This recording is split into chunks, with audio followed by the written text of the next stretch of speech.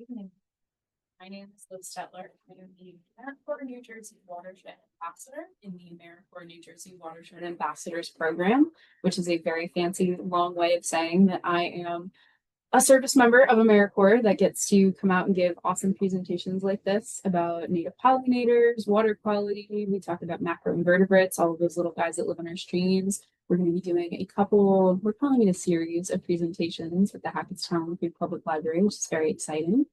I'm going to get into what AmeriCorps is, what the Watershed Ambassadors Program is, what native plants are, what invasive plants are, how they interact with our watershed, and how pollinators fit into all of that. So then at the end, what we're going to do is we're going to make little bee abodes, so little tiny bee homes to increase our habitat availability in our watershed. So, Can I ask you? Absolutely. What is a watershed? What a fantastic question. Oh my gosh. Hold on, it's going to be on the next slide, I promise. So actually, you know what? Let's skip to that first, because that's actually a better way to go about that. And then we'll skip back. So what is a watershed? Watershed is, I like to think of it as if our world is a bathtub and water falls everywhere. Water is going to fall at the end of the bathtub, it's going to end up at the drain. If it falls in the middle of the bathtub, it's going to end up in the drain. If it falls above the drain, it's going to end up in the drain.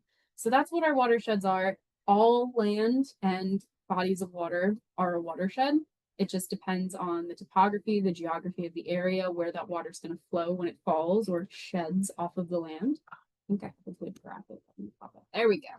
So we are in the Musconetcong watershed. We are sheltered in between the Keyquest Range and the Musconetcong Range of mountains. They're not really mountains, but we call them mountains. But that creates the Musconetcong Valley. So all of the water, if we're imagining that this is the Keyquest side and this is the Musconetcong side, all of the water that falls is going to travel over the land, through the land underground, into the streams and the tributaries to our Musconetcong River, and it's going to flow down through the system to the Delaware.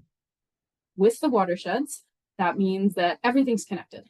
So up at Lake Hopatcong, we've got wonderful things going on. We've got wonderful industry and wonderful housing.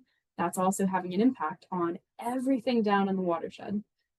So if somebody throws a Gatorade bottle into Lake Musconetcong or Lake Hopatcong, it could flow all the way down theoretically to the Delaware River, could find it in the Atlantic Ocean. It's all connected. But that's kind of what a watershed is. We are in New Jersey, we have 20 different watershed management areas. That's a couple different watersheds all pieced together. I have a better graphic of it here. I want to do it. So everybody lives in a watershed. Fun fact. We're all here connected. Here's our beautiful Upper Delaware River watershed. So here's, I said, all 20 throughout the state have a watershed management area. Each of these areas has a watershed ambassador in the program assigned to it. One is mine. It is all of Warren County. So that's the Musconetcong and the Keyquest rivers. And then also up into Sussex with the Pollinators River. So it's beautiful. It's fantastic. It's the largest by land area in New Jersey. 17 down here counts part of the bay. So I like to be mean to that ambassador and say that he is second largest because you can't actually get to all of the bay. Yeah, so we'll go back to about my program a little bit. So it's an AmeriCorps program. This is a little bit on hold right now, though, because as an AmeriCorps program, we just had our grant funding cut last week. So technically, we're not an AmeriCorps program right now. We're state funded at the moment. Hopefully that will change. Fingers crossed on that will get restored. We are hosted by normally the New Jersey Department of Environmental Protection, the NJDEP. We are still housed within that in the Division of Water Monitoring and Standards. Very wonderful, wonderful place with lots of wonderful people who support us through our service. And then because we can't all commute from Trenton, that would be a very long drive for the Cape May ambassador. It's a very long drive for me. We have host agencies in each of our watershed management areas. So my host agency is the Musconetcong Watershed Association, a wonderful, wonderful group of people that is they are so dedicated to the water quality in the Musconetcong watershed and making sure all of its community members feel educated and informed.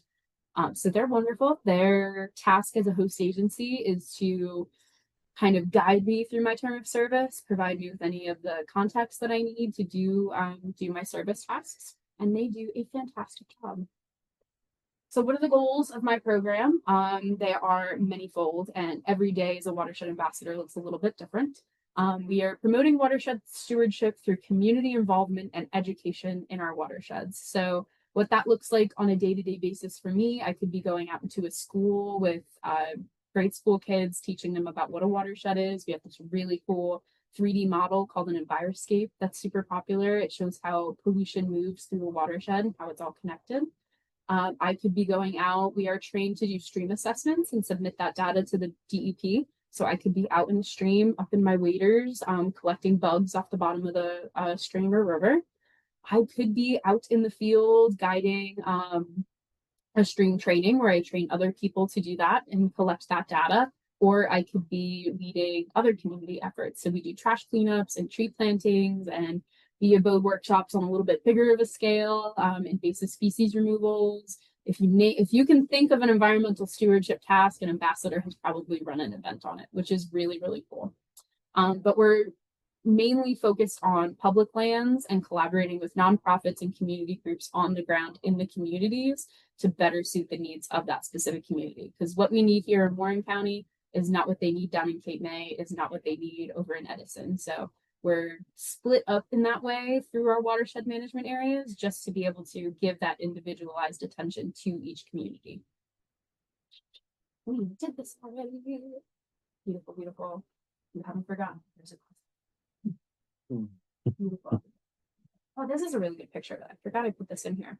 So we've got multiple smaller watersheds within our watershed management area. So there's the Muskinetcong, Pequest, and Pollinskill rivers, but we also have the Flat Brook, debated as to whether it's a brook or a river, or the Pohatcong and Mopatcong creeks are a little bit smaller tributaries to the Delaware.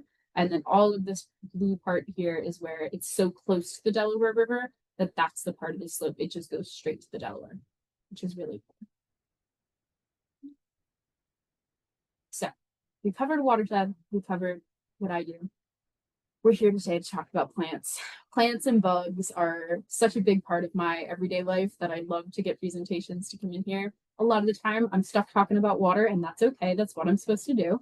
But I love opportunities to talk about something a little bit different. They do provide us with a lot of training on native species, invasive species, management techniques, how all of this pieces together. So I'm super happy to be able to talk about this tonight. So when we're talking about plants in our watershed, there's a lot of different ways that they interact with our water quality and a lot of ways that they're ridiculously important to keeping our water quality healthy, keeping our streams moving in an okay temperature and way. So what they do is they prevent erosion, they stabilize the soil. If you can picture like the riparian buffer is what we're going to call the zone right next to a stream or a body of water. If that doesn't have plants in it, really not a good thing. So we want roots there that are holding that soil in, that's not letting that soil escape and be transferred somewhere else. They remove pollution and they remove nutrients from the soil and they return nutrients from the soil. So there's this whole cycle that they're involved in that if we remove them from that, our water is going to be degraded. They contribute to clean air. Obviously, when I bring this to students, they're always like, they clean our air, they give us oxygen. I'm like, yes, but I want to talk about water. So it's good that they do that, which is super, super important. They also slow down stormwater. So a lot of the times when we think about flooding, we think about it on a massive scale of like, oh my God, Main Street is gone. All of this floodwater comes down. But we can have flooding on a minuscule scale anytime that it rains. If we have too much impervious pavement, too much surface that's hard, it's not going to let the water sink in. If we have nothing but blacktop and nothing but sidewalks and nothing but this, and we don't have those sponges, that like soil connection with the plants to be able to suck some of that water up and slow it down, that water just keeps rushing past. So that's a really important service they provide for us. They support pollinators and wildlife, which is one of the big things we're going to talk about today.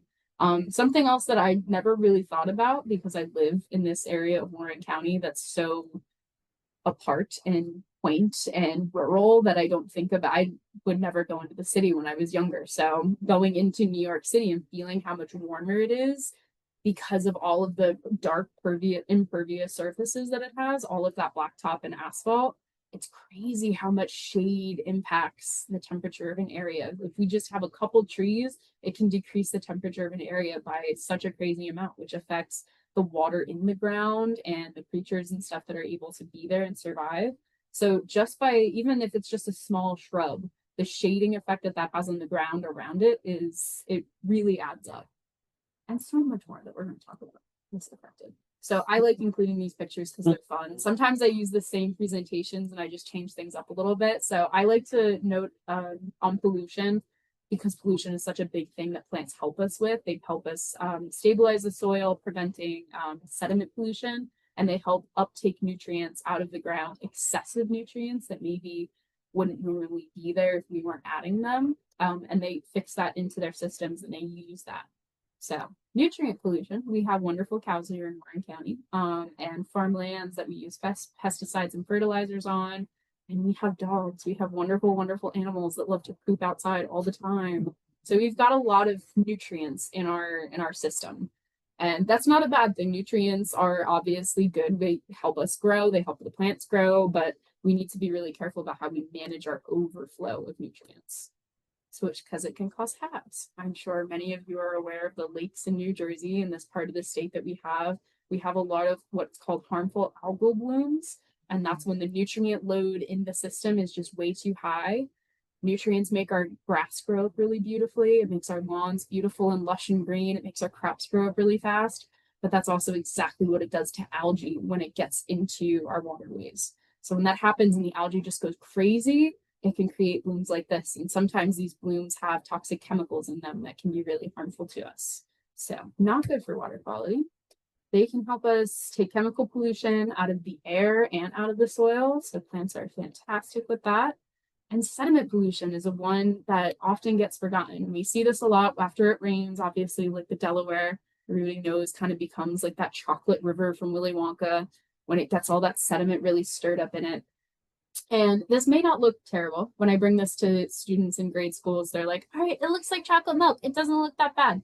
It's just dirt. It's fine.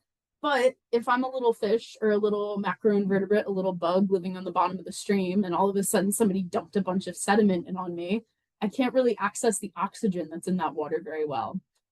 And when it gets really cloudy like that, the temperature goes up. So all of a sudden there's less oxygen and it's really warm. Imagine if we filled this room with smoke. That's kind of what sediment pollution does to all of that life in the water. It heats it up and it takes away the oxygen.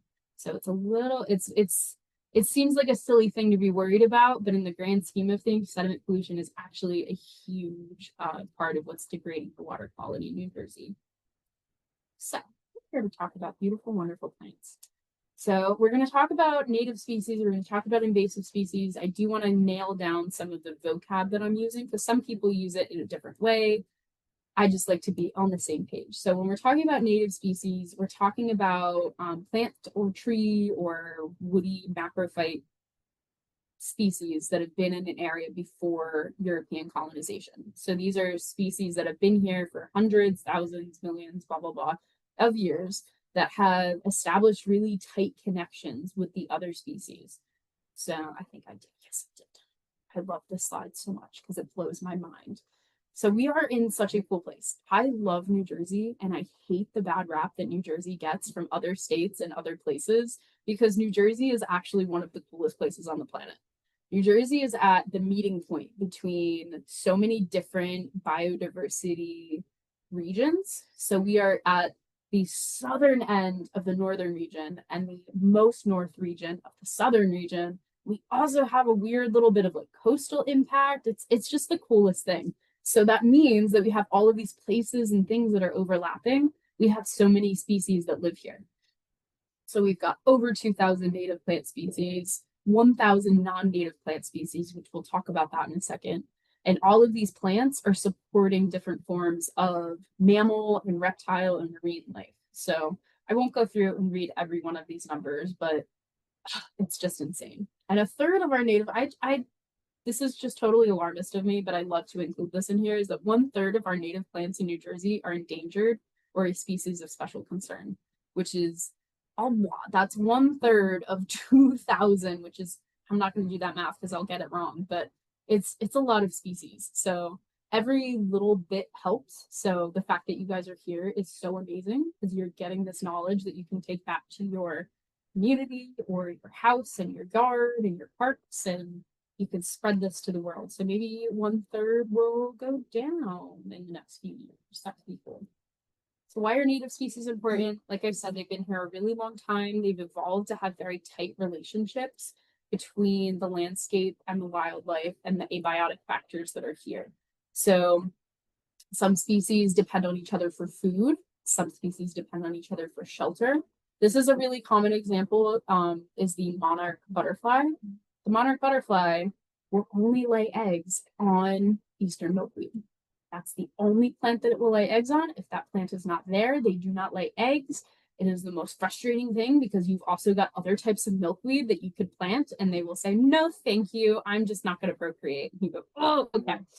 So if we have eastern milkweed, that's fantastic. And we've got it and then they're there. But if we don't have that native species, we don't have any of those butterflies or those caterpillars that provide such an important food source for our birds.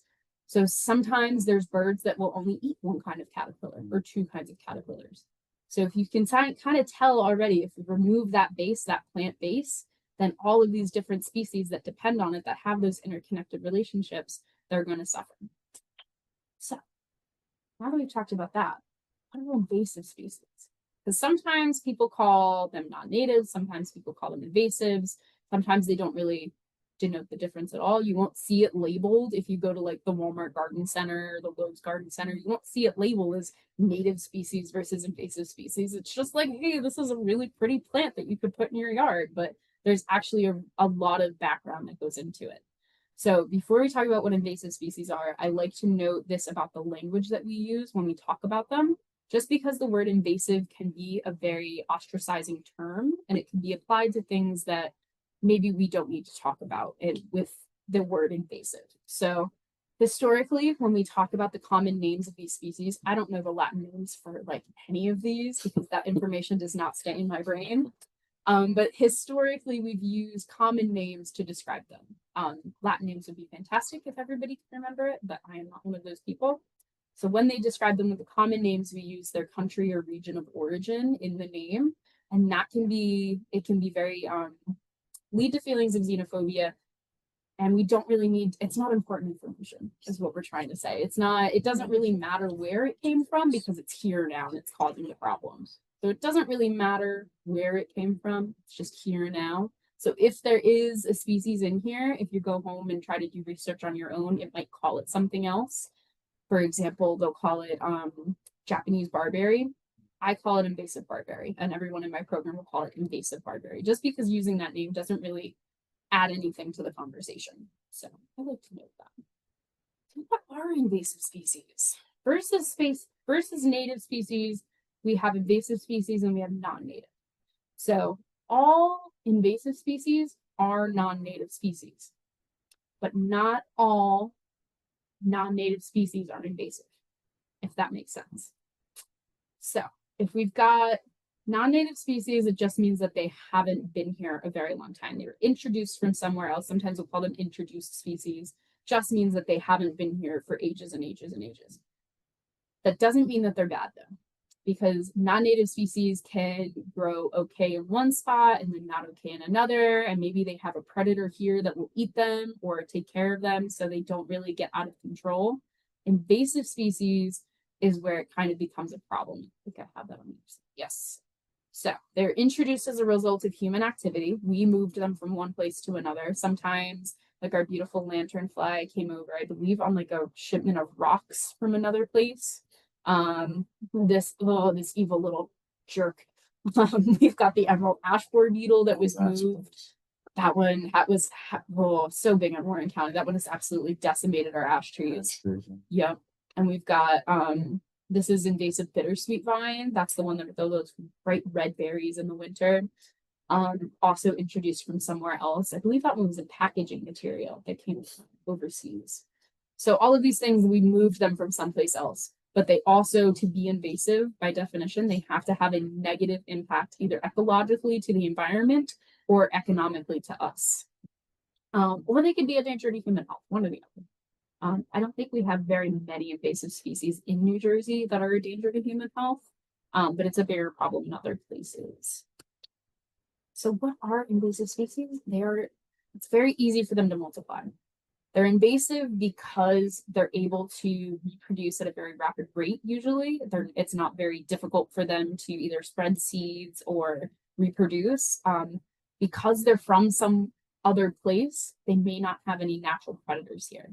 So our deer, all of these invasive plants that we have that we're going to talk about in a minute, our deer are not programmed, evolved to eat these as a food source. They probably could eat them. They probably would be nutritionally balanced for them.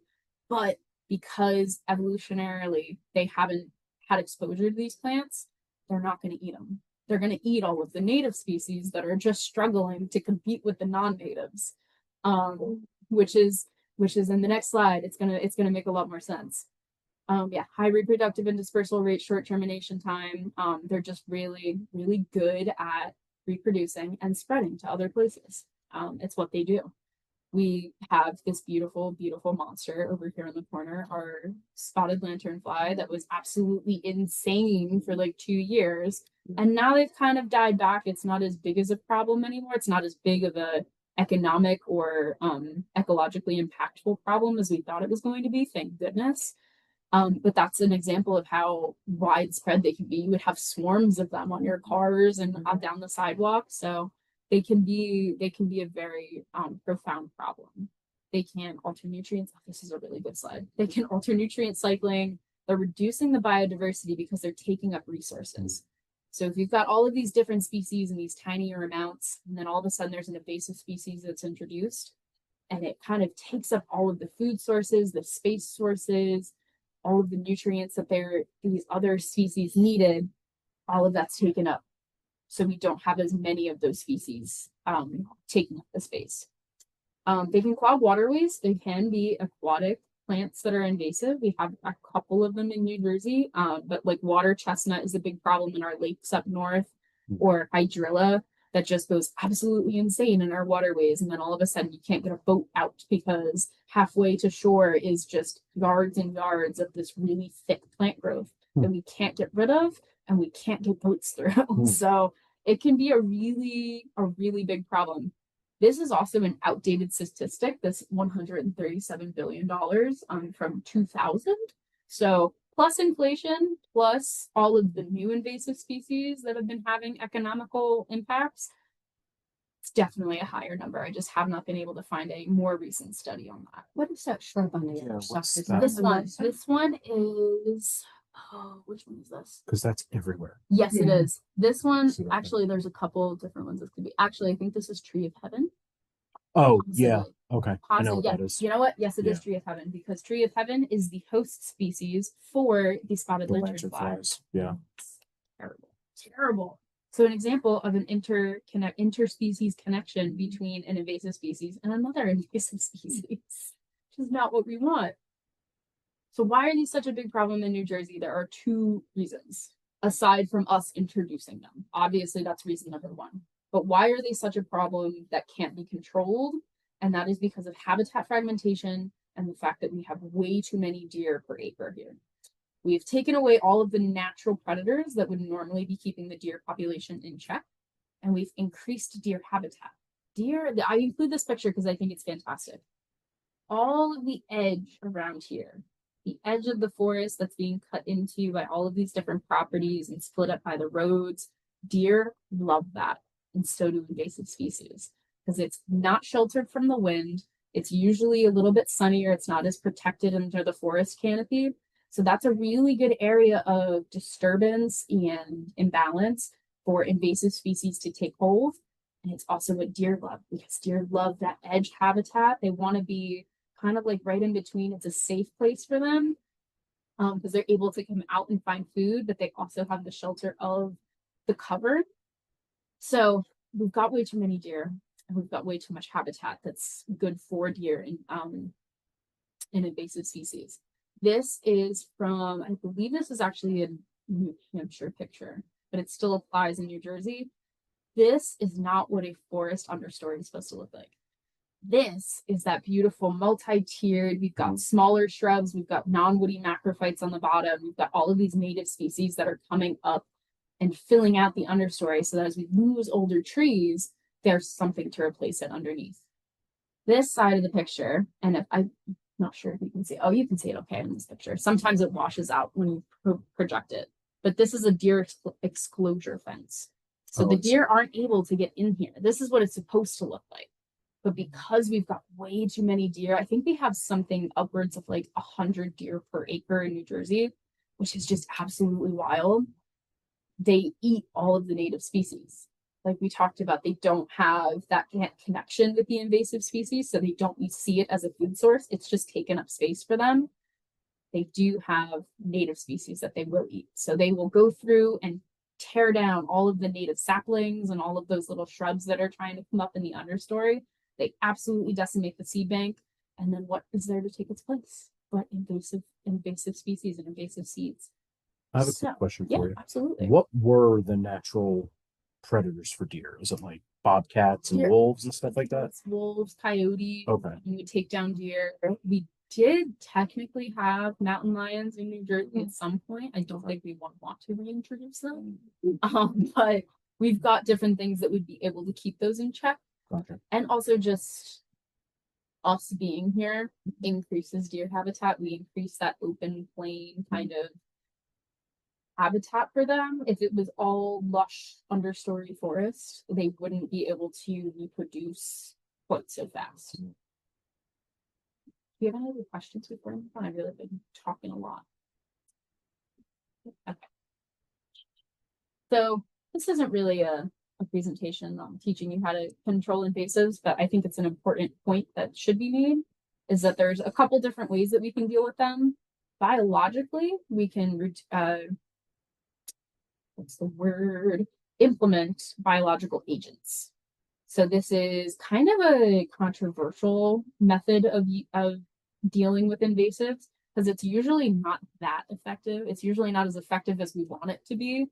But they can bioengineer insects, or not so much with animals, but a lot of the times it's like insects or weevils, some type of beetle or bug that maybe would naturally be eating a certain plant, and they bioengineer it so that it targets a specific plant.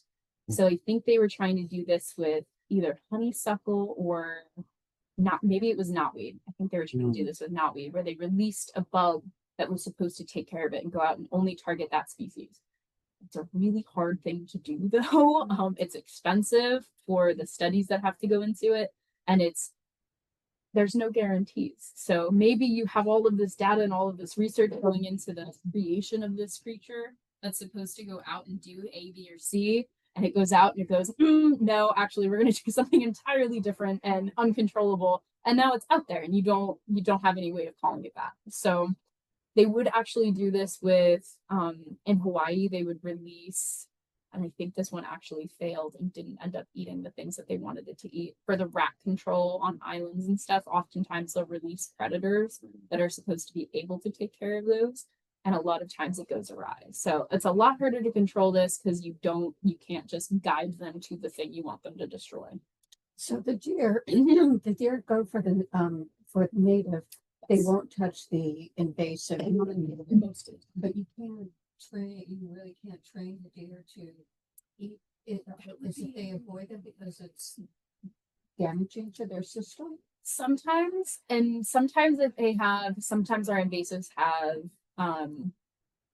protective measures that our native species don't have. So a lot of our native species don't have like a certain morphology of like a barb or like a thorn. Okay. So if we have a native species that has that, the deer evolutionarily know that they can eat that and be okay. Right. But if they take a bite of something and it's got a bunch of thorns on it and their brains haven't really understood that that's an okay thing to eat, then they're going to pass it. Shut down. Yeah.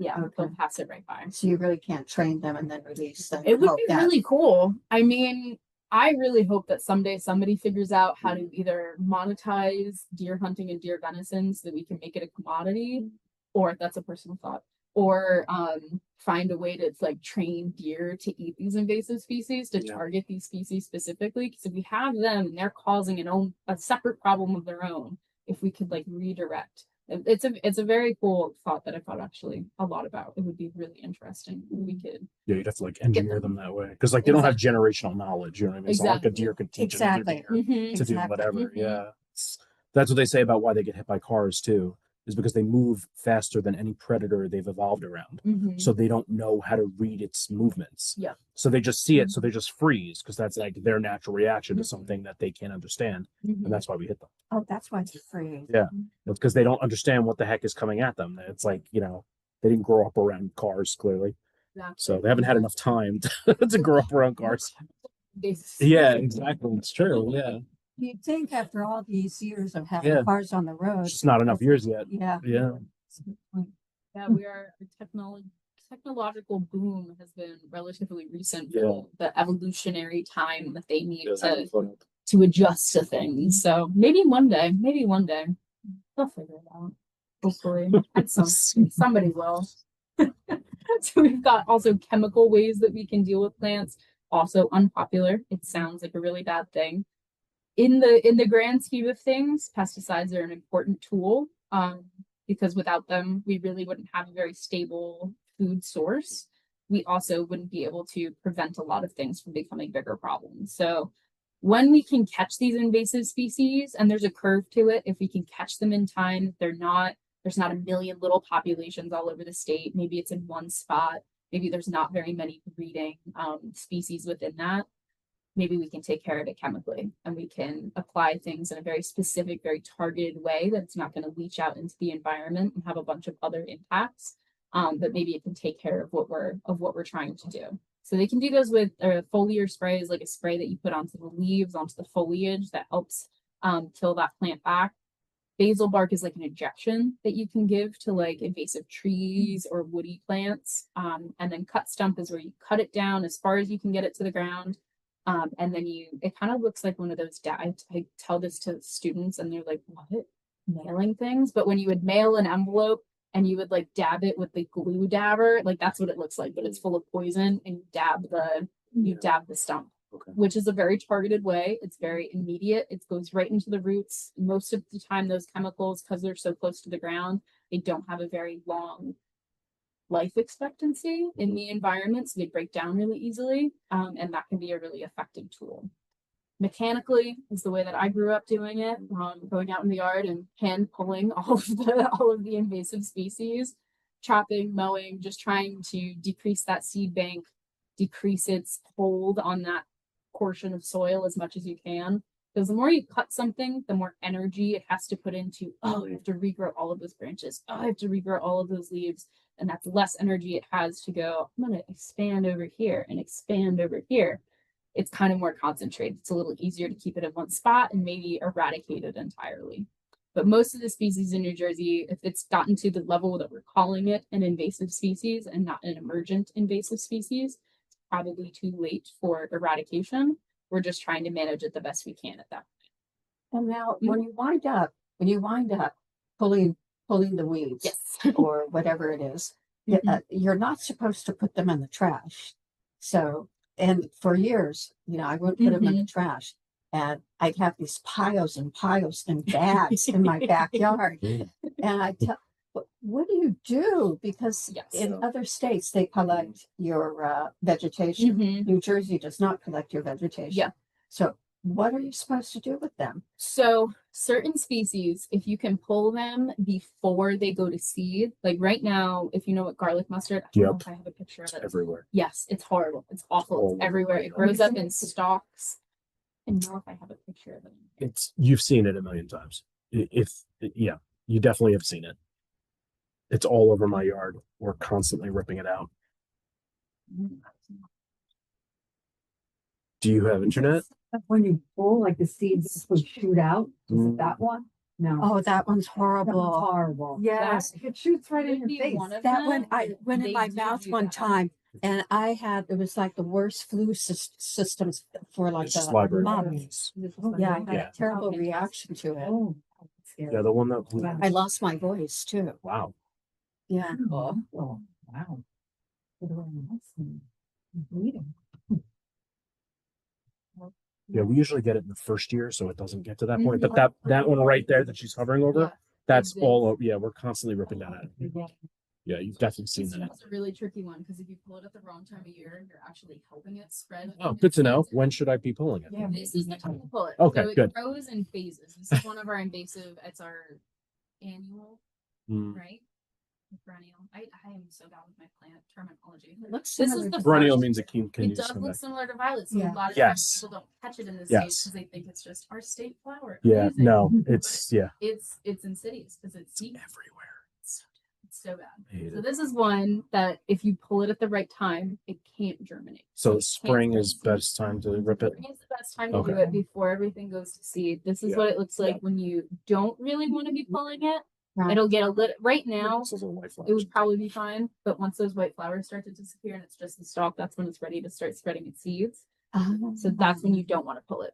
Or if you do pull it, and I would just throw like a tarp over it, like the pile that you cut, cook it in the sun a little bit to kill it, and then you can compost it or you can throw it in the trash. That's okay. But it's very specific the way that we manage these, specific Good to to the know. plant and the time of year that it's in and the time in its cycle that it's in. What's it called? Garlic mustard. Oh, okay. Let me Google I'll that. take you in my backyard, Evelyn. You'll see it's everywhere. I'm going to show you some of these other pictures of invasive species, and you're going to be like, oh my God, I didn't know that was it. Mhm. Now you're going to go out in the world and you're going to Yeah, see it it's just- everywhere. This is what I do. Is I spread this knowledge, and now I know that there are like 6 more people in the world. And they're going to be like, oh my God, why is it everywhere? I told my dad the other day, my dad didn't know what not Japanese knotweed was, invasive knotweed. Yep. And so he drove to work the other day. He works in Trenton. He's like, it's everywhere. It's all along the sides of the road. Yep. I'm like, I know. I'm trying to tell you. Yep. So they're terrible. There's a lot of them, but the best way that we can manage them, aside from biological, chemical, and manual controls, are by outcompeting them. So native species are really good at competing for resources. If we didn't have the deer pressure, we probably wouldn't have the invasive species problem that we do today. Habitat fragmentation is a really big part of that. But because of the deer pressure on the natives, they're not able to compete as well with the invasive species. So if we have more native species, the easier it is for all of them to compete for these resources. So if we plant all of the native species, it's fantastic. But then you get, but I love the way my garden looks. I love all of these plants that are in there. And that's totally valid. My mother loves her, I don't even know what it's called, but it's this Carolina beautiful, beautiful plant, but it's not native. It doesn't support as many species as the native plants do. So I'm not trying to get her to go towards an alternative, but this is the way that we try to explain it to people is you can have the beautiful thing that you want and you can have it be native because we have 2,000 native species in New Jersey. Some of them are not very pretty. Some of them get eaten by deer a lot, but there's a lot of other alternatives for the species that people have in their gardens. Fun fact, we are one of the only states in the union that does not have legislation banning invasive species. They are trying to fix that. There are things, and I'm not able to advocate for any kind of legislation as an AmeriCorps ambassador, but I can let you know that there is legislation trying to be pushed through the state. So I think it's either the Invasive Species Act or something similar to that, but just trying to ban these. We can import English ivy is in every single garden center that you go into, but it's one of the most pervasive invasive species in New Jersey, and it's choking our trees. Mhm. But you can still go to Walmart and get a pallet of it and bring it home and plant it in your yard. Same with bamboo, same with any of these species that we'll talk about. Like these are things that if we could just remove them from the options board, some people just go and they buy a pretty flower because they like it and it's pretty and they don't know what it is. But if we take away those options, then they can only grab a native species at their garden center. And it's a little bit better for everybody.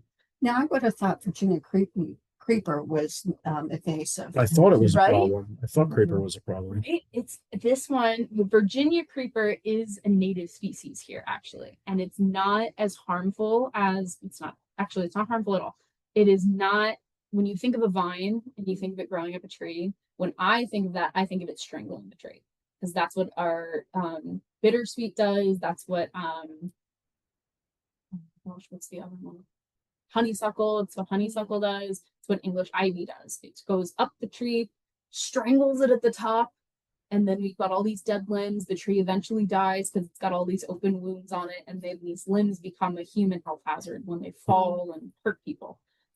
So English ivy is not that's one of those generational evolutionary things that it doesn't understand that it can't strangle the trees, because it grows on beautiful gardens and rock walls in England and Europe, and it's not a problem because it's digging into something that's not alive. Virginia creeper has that evolutionary knowledge to not strangle the thing that it's climbing up to survive on. So these, and actually Virginia creeper is really cool because it's not negatively impacting infrastructure. English ivy will eventually grow into your house if it's growing up the side of like your brick wall or something.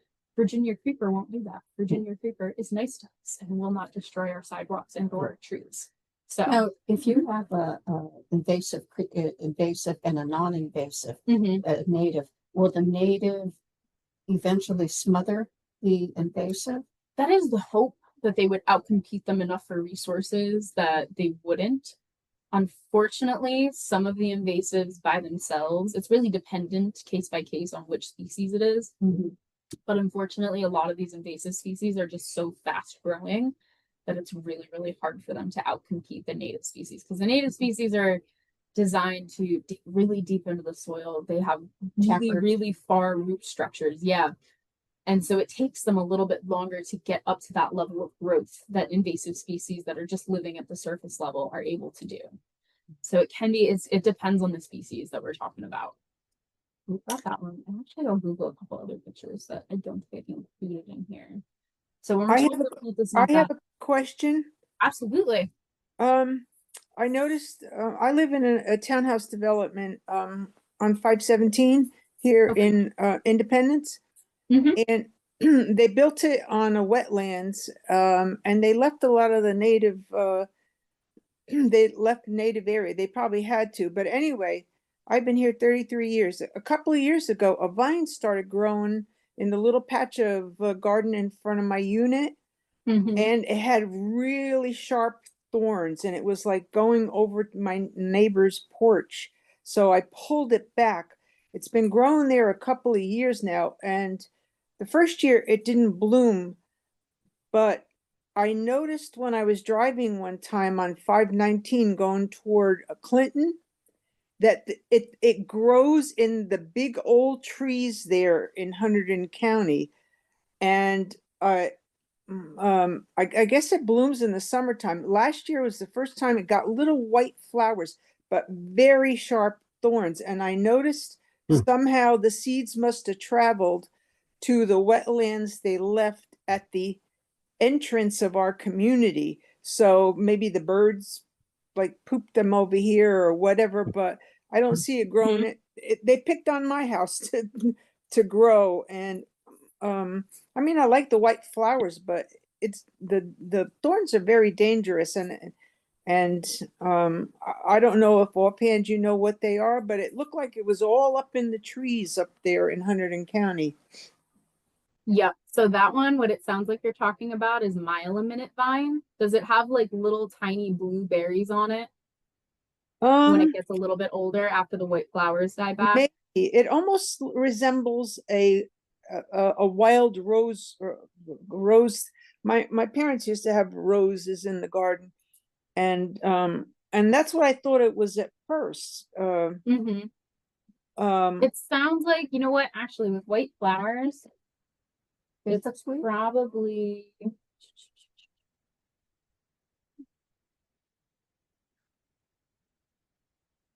as soon as you said rose, that ticked me off. It's probably multiflora rose. It kind of can grow. It's more of a bush, but it can grow. They're called rhizomes, like the roots that grow above the ground. That will act like vines.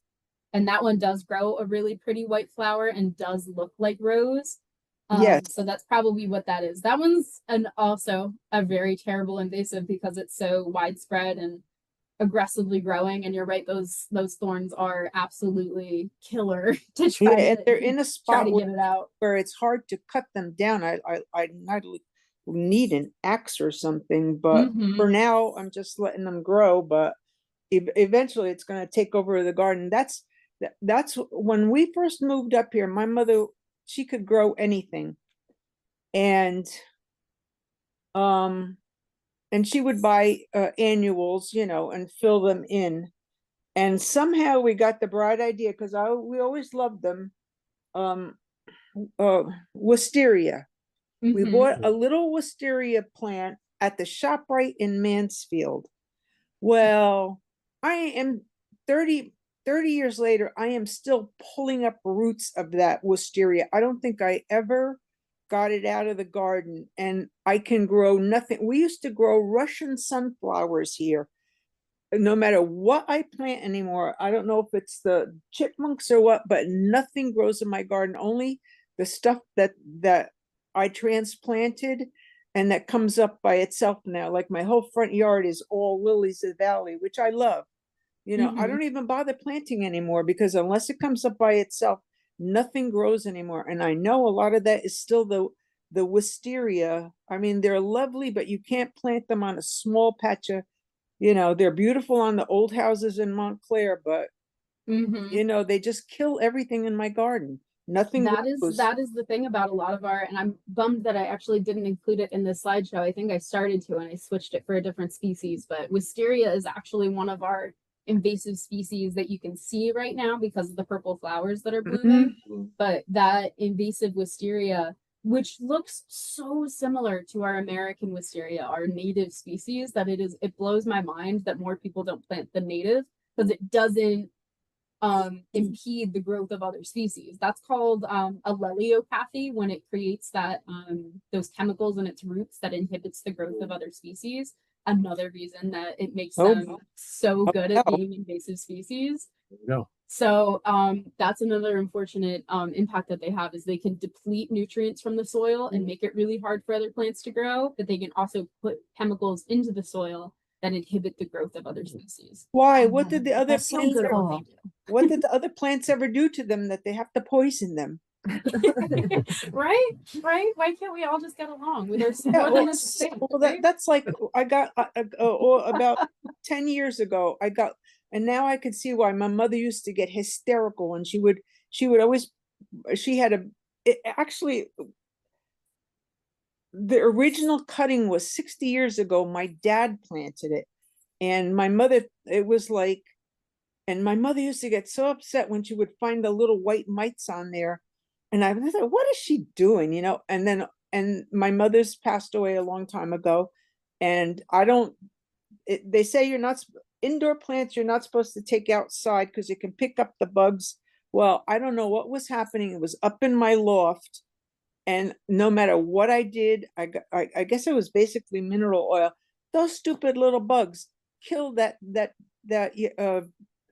hibiscus. It had beautiful flowers on it that was like 50 years old. It's like, okay, now you ate it. What's left there? Why do you have to kill my plants? Exactly. Those invasive species, those parasitic species that a lot of, we do have invasive insects that are parasites in New Jersey that just completely wipe out their host plants because they don't have any natural predators controlling their population. So like if the emerald ash borer, I don't remember which region the emerald ash borer beetle is from, but where they are, they have bird species that will go in and eat those bugs at a level that keeps their populations down. But here, they don't have that species apparently, so they just absolutely wipe out all of our ash trees, which is really unfortunate. Excuse me, what did you say that you think that the name of that rose plant is, that invasive rose? Multiflora rose. Multiflora. Okay, I'm gonna write that right down. Yep, that one I do know the Latin name for it because it's Rosa multiflora. It's just That's easy. it's a really easy one to remember. Yeah, maybe this way I could.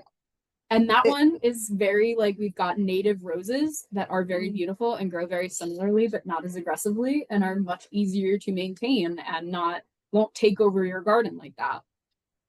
like our invasive honeysuckle that will just absolutely go insane and it will cover entire trees and bushes and hedgerows. When we have our coral honeysuckle that, oh my God, hummingbirds are like, they can't see like the yellow color, they see the reds and the pinks. So they will come to the really pretty cool. honeysuckle when they won't go to the invasive honeysuckle. So Pretty. it's such a pretty plant and it's so easy to grow. It's crazy that it's not more popular. Native winterberry holly is a very great alternative to this evil person over here. Oh, yeah, that one Barberry so hurts. much. That one hurts. That one is the People bane of my plant it everywhere, and it's like, why? It's spiky. It's not attractive. And I learned this week. I've been dealing with invasive species and beginning workshops for 2 years now. I just learned this. This is one of our biggest hosts for one of our worst tick species in New Jersey. Oh wow. Oh, I had no idea until this week. It blew my mind. I was like, another reason to hate this Yeah, plant. we moved in. We ripped it all out of my yard. It's We were like, horrendous. this thing And so it's much. so difficult. And you know why this one's everywhere?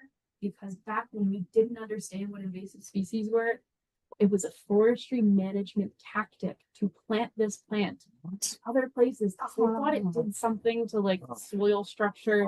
So they planted it everywhere and now we cannot get rid of it. It is invasive barberry is one of the most frustrating plants because it is so difficult to kill. You can do, we'll do cut stump applications with this where you cut it down at the base, stamp it with the pesticide, and you come back the next year and it is just right back.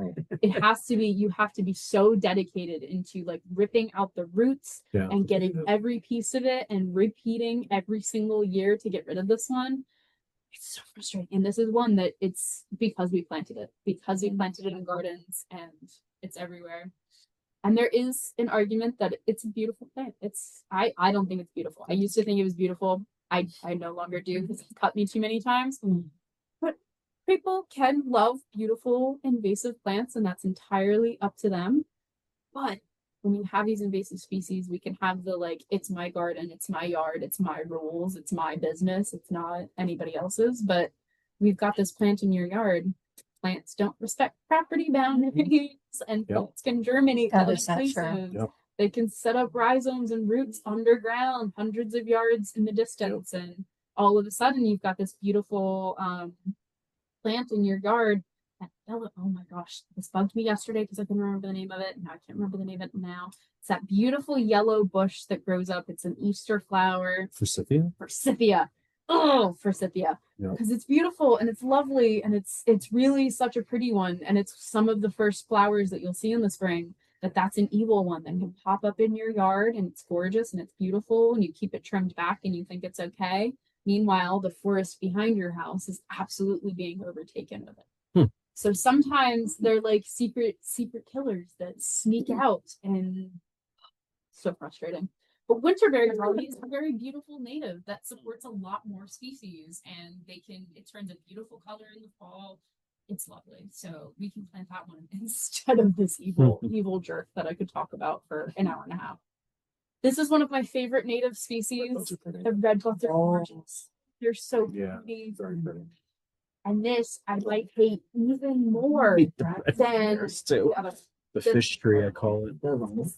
Ugly. They stink. It is, I have been yapping about calorie breath repair for my entire life. And just this year, sitting on my back porch, my father looked up and was like, "What is that smell?" Yep. I was like, "It's the tree that I've been trying to get you to cut down for 5 years." Yeah, It's the they evil stink. tree.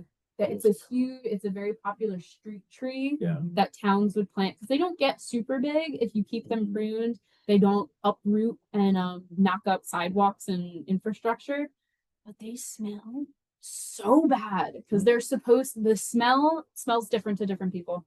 But the smell that the flower emits is supposed to attract carrion bugs. Flies. So all of the flies and the beetles and everything that loves dead flesh. So it smells horrible. They planted them.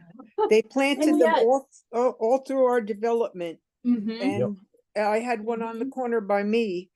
And just with every storm that came, a very big storm, I think when Irene came, they they just like topple over because they're so top heavy and their roots are, you know, they're pretty and you know, and that's about it. But Yeah. And they just look like a tree and the rest of the year. So it's really only in the spring that you get that special, like, oh, it's a beautiful white tree. yeah, Now, when you I- leave and next year, you're going to drive down the road and be like, oh my God, we're surrounded by calorie pears. They're everywhere. They're infiltrating the forest and they do very little. You'll see bees and flies and bugs on them. But in the grand scheme of things, I think an oak tree will support like 500 different species of insect in its lifetime.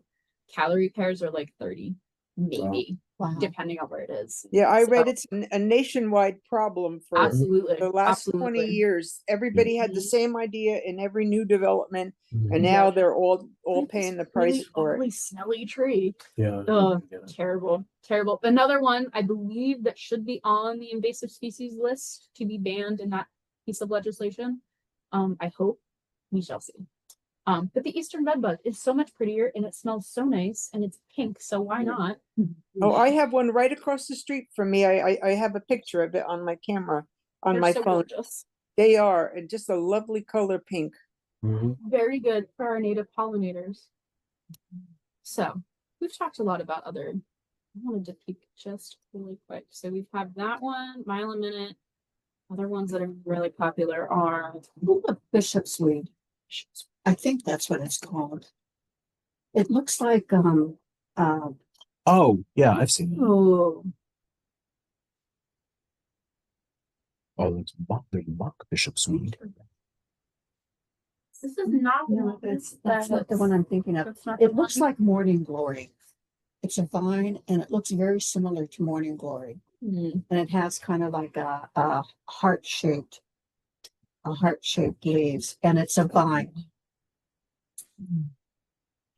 Try invasive vines in New Jersey. And this will actually pop up with other things that I want to. Is that like a pokeberry, one of those? You say it could be pokeberry or the one here. Ugh, pokeberry. Pokeberry. It's poisonous too, right? Mhm. Yeah. Mhm. Oh God, kudzu. I didn't think we had kudzu.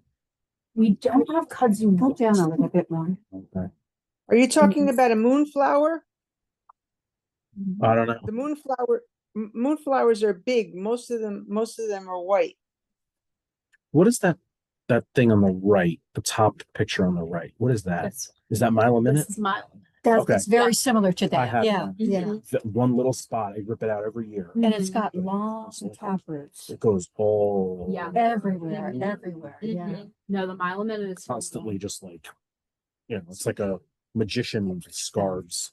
just pull it as much as you can and try to get as much of the roots as you can. The mile a minute is so difficult to Yeah. control because like the tiniest little bit of root left in the ground will resprout and it resprouts so fast. This Mhm. plant will grow half a foot in a day.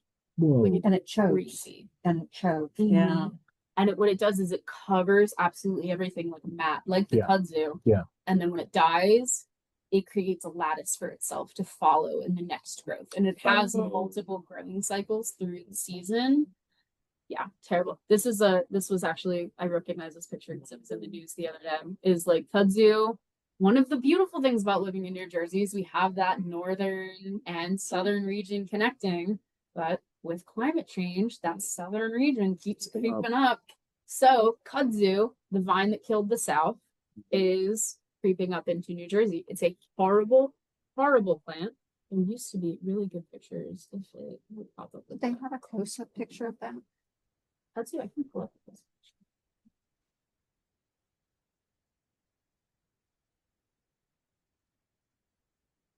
Oh, yeah. Mm-hmm. Oh, yeah. And And it's a long just one. such a cool name, but it's literally ridiculous. It will cover absolutely everything, choke everything out. Not good for infrastructure, not good for native environments, not good for anything. Also a tick harboring species. Awesome. Because I went on a deep dive once I learned that that was barberry too. I'm so mad about barberry now. It makes me Terrible angry. barberry. My face I is hate always barberry so much. like, pictures up. So Neighbors have it all along the fence. Like, can we just not like cut any piece of that comes over? I've never seen this before. This is everywhere. You're gonna see it everywhere now. This is what it does. Oh. It absolutely Wow. kills- Holy smokes. Yeah, I've They're- never seen that. It's horrendous. And these are small little trees that would have grown into giant trees that would have supported systems. And they get choked off at this level, and then the understory is gone. So these are not a difficult species to manage. Mm. You cut out, it's called window cutting, where you cut at your eye level and then down at the ground as close as you can get. Mm. Kills the plant all the way up to the top. Mhm. It will naturally decompose and won't fall on anybody. Mm. But it takes somebody going out, knowing what they're looking for. Yeah. Every individual vine has to get cut to protect Mhm. the tree. So another one that's the numbers, it's a numbers game. And it can grow as thick as your, like, it's crazy how thick that one can grow. It's wild. It's wild. And everybody loves it because it's got these beautiful berries, and you'll see it in reeds a lot. That people like make it home. And I'm Oh. like, that's fantastic, but you're moving the species in different places. Yeah. We've got native species we can make reeds some. Yeah, that one's pretty terrible. Wineberry is one that everybody knows because it's that beautiful red color and it makes that delicious berry in the summer. That is an invasive species. When I was a seasonal at the state park service for about 5 years, and this is one of my favorite events because when we take people around, it's the only time you were allowed to eat stuff out of the park. Because when we found those berries, we'd be like, eat as many as you want because you're taking seeds out of the seed bank and away from the species that would eat them and disperse That's what that's them. called, wineberry. Wineberry. Mhm. The like the second to the right on that bottom row. No, one more. Yeah, is that it too? Yes. Okay, because I've seen that Mhm. in my yard, Mm-hmm. but I kill it like immediately. Yep. Anything with those spikes, it'll be Yeah. kind of like a sticky, Yep. sappy feel at the Yep. Yep. That's wineberry. And they look like raspberries. Yes. Right? Mhm. Okay. Mm-hmm. So you And they taste think we good, have- you're gonna get but- some Yeah, well, because we raspberries. have a huge raspberry spot in our yard. But Nice. yeah. Nice. there's Cool. Mhm. question about the it's a yellow plant. It like the stalk on the inside is yellow. Mhm. It's really weird. It's like the I don't know what you would call it, the xylem and phloem Okay. on the inside is Mhm. yellow when you cut it. I don't know what that is, Right. Yellow. but yeah, like really yellow. But we have it all over. What? Oh. These DEP laptops sometimes disconnect Oh. randomly for no reason. Maybe it's like, I mean, it's like, it's not thick. It's not woody. No, it's like it's just like a regular plant. I don't know. I have no idea what it is. When you come back for the next gonna say, lecture, yeah, we'll have to If bring I it over find to any, you. if I find any, I'll take a photo and yeah, absolutely. Because it usually just grows around my house. We rip it out because we don't know what it is, but just better safe than sorry, honestly. You know. No, So, someone to identify barberry in the field, especially in the winter, because it can look similar to other things. It Okay. burned in my brain, so I can't mistake it for anything yeah, else. it's just But super yellow. It's like a neon yellow. Yeah, it is. So Yeah. it might just be young barberry. Okay, maybe that's the case. Maybe that's the case. Because, like I said, we just ripped out barberry like crazy when we first moved in because we hate it. But yeah. There's a bush that grows in my backyard that I had planted in the area a blackberry Mm-hmm. a long time ago, and then it didn't grow. And then all of a sudden, I wind up having the shrub with blackberries, and I'm afraid to eat them because I don't I know. don't know what they are, right? I don't, if it's the blackberry I Mhm. planted in that exact same spot, or if it's something Yeah. poisonous. Everything's edible once. Yeah, one time, guaranteed. I mean, I can't think of anything in New Jersey that would grow that would look like a blackberry that wouldn't be a blackberry. Sometimes, like the wineberries look like raspberries. I Yeah. don't think we have a lookalike for that. Yeah, because this is But really. don't quote me on that. Don't use it. I'll learn it next time. Yeah. Yeah. Oh my goodness. Yeah, that's. I'm trying to think if there's any other really common ones that I wanted to point out. If they come to me, I'll look them up. We'll go through the rest of this so we can build some bee abodes. And wild onion is supposed to be poisonous, right? Really? See, I thought anything that's at least this is what I've heard. Anything that smells like onion is edible. Is edible? Any allium like that is Oh, edible. really? As far as I mean, Yeah. again, don't quote me on this one. But this is what my wife has told me. My wife likes to forage, and this is what she's told me. And if you're ever out and you're starving in the woods and you rip something and it smells like onions, you can eat it. Okay. So Stuff with like the onion grass that's on my beds. yeah, because it probably is wild onions. Yeah. I have them all over my garden. Yeah. I try to pull them out. But I read that garlic and onion, certain bugs don't like them, so I figured, I'll let them grow in the garden. True. We will chase off certain mites. Yeah, that too, especially that. So we've done invasive species for just right now. We can circle back. What else can we do besides planting native plants? Using less fertilizers is going to decrease the nutrient pollution in the watershed, which is automatically good for natives. Because certain native species, you shouldn't need to fertilize that often. They're actually a lot less dependent on added factors. You don't need to water as much after the first year once those roots have gone so much deeper than the invasives do, or non-native species that don't know they need to reach the water table. So you don't need to water them as often. Saving water, conserving water, super important. Less fertilizers, less money, because fertilizer is so expensive. I use coffee grounds. I put them in a can, and I spread them all over the yard. Exactly. You can just use more natural products. You don't need the bang of the synthetic chemicals. We can clean up after our animals. This is one of my biggest pet peeves. When people don't pick up after their dogs. I never, confession time. I never picked up after my dog when it was in my yard. I would just let it go and I'd be like, okay, it's disappearing in the ground, it's fine. But that is a big source of pollution in the watershed, is when all of those nutrients get shed to a different place. I'm upwards, where my property is upwards just of a wetland area. So all of that nutrient was washing out of my yard, disappearing out of sight, out of mind, but it was going into a natural wetland area that maybe didn't need all of that phosphorus and nitrogen that was getting shed off of my yard. So picking up after our animals wherever they are, whatever kind of animal they are, is super important. Providing habitat for native species. We're going to build some bee abodes, and we're going to protect our habitat for our native bees and our native insects.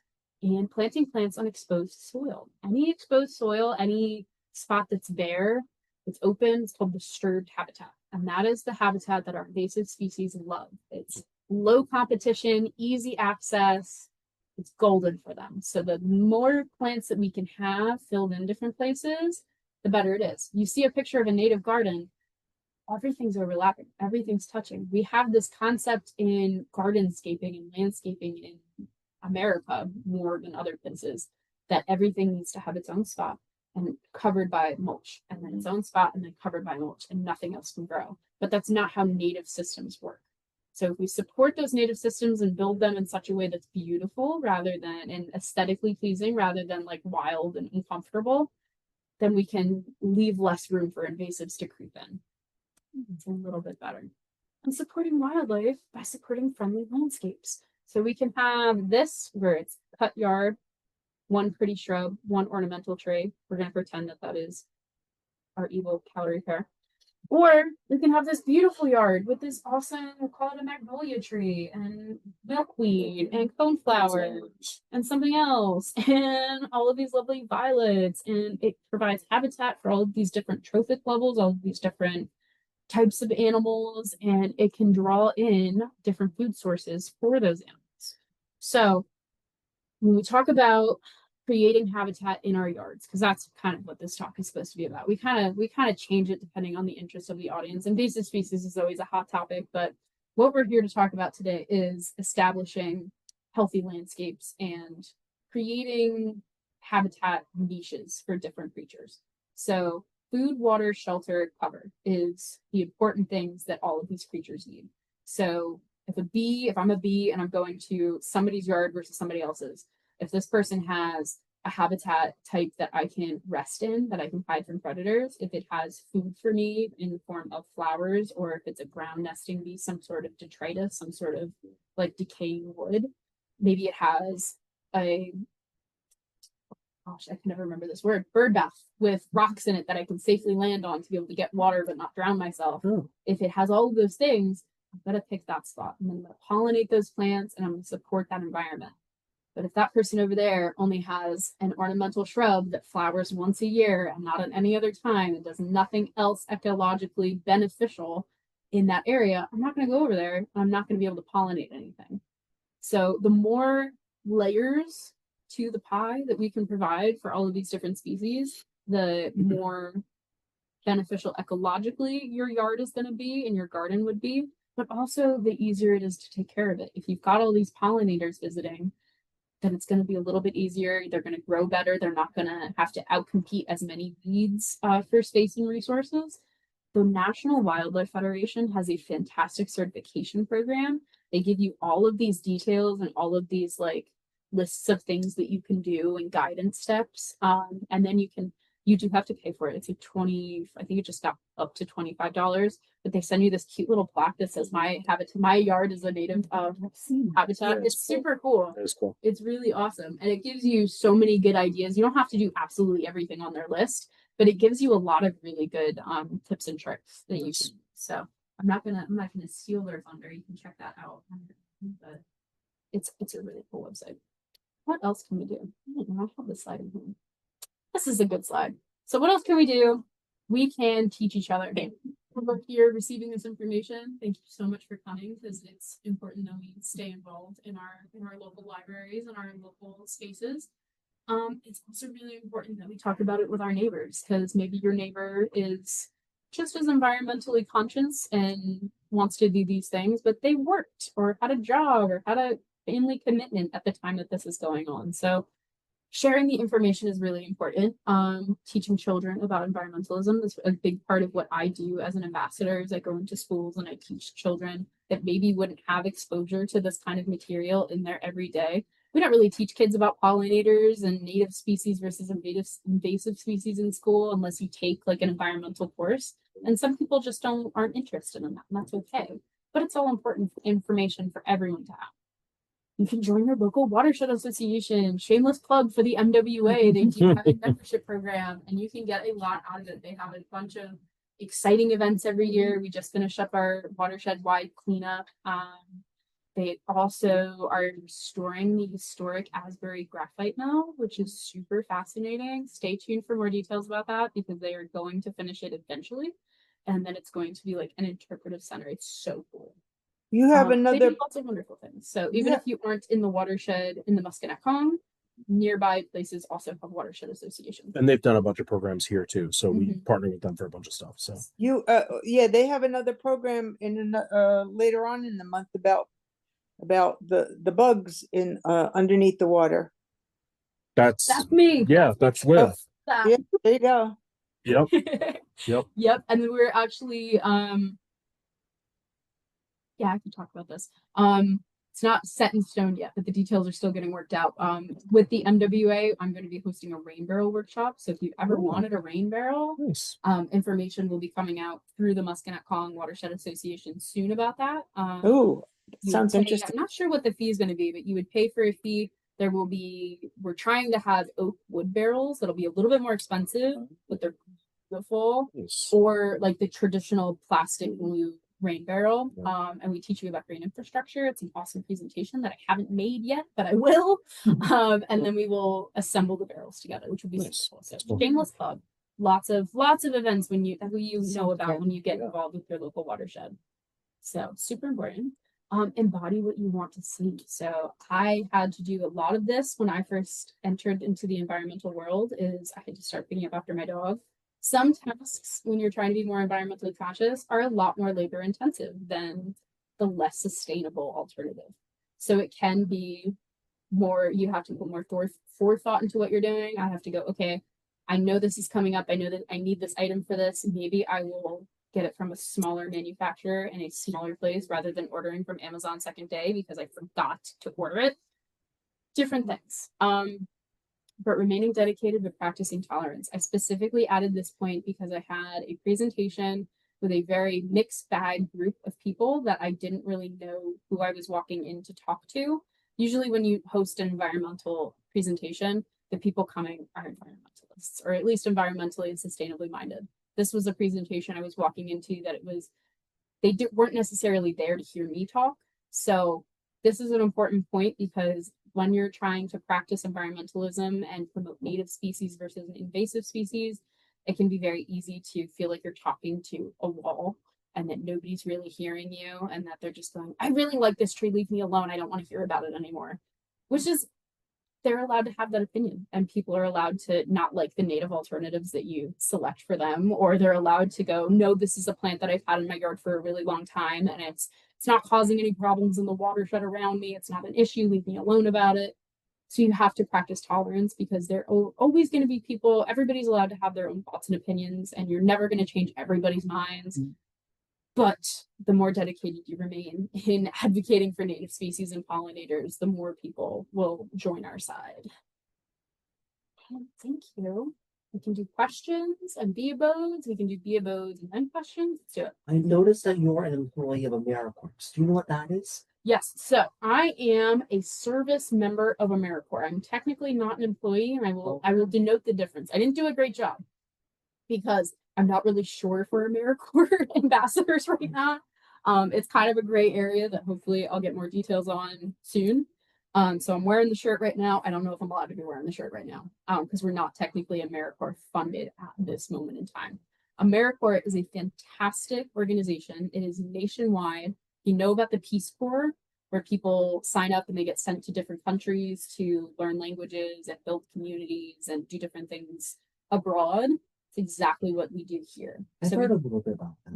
yeah. in the United Nations. So So we don't like to identify ourselves by comparing ourselves to someone else, but we're like the domestic Peace Corps. Okay. So there are 3 different branches of AmeriCorps. There's NCCC that I can never remember what that acronym stands for.